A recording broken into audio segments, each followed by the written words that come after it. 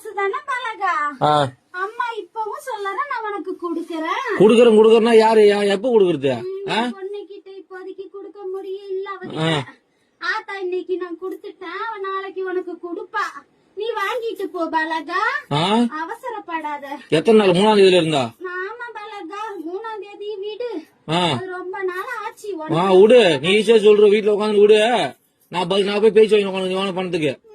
நீ ஏன் பதில் சொல்ற? அம்மா நான் சொல்றேன். சொல்ல பதில். என் பொண்ணுக்கு ஆத்தா நான் குடுத்துட்டேன். என் பொண்ணு கையெல்லாம் உன் கைக்கு வந்ததுக்கு அப்புறம் கொடுக்க வேண்டிய இடத்துல குடுத்துக்க பாலா. எப்போ வரும்?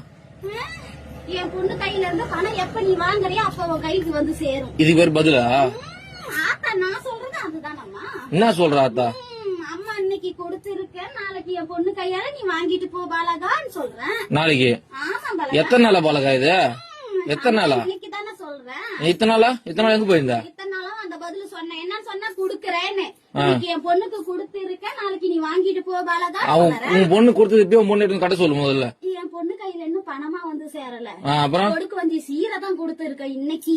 என் நகையே பவுனா கொடுத்து வச்சுக்கிறியா? நாளைக்கு உன் கையில பணமா வரும் பாலகா.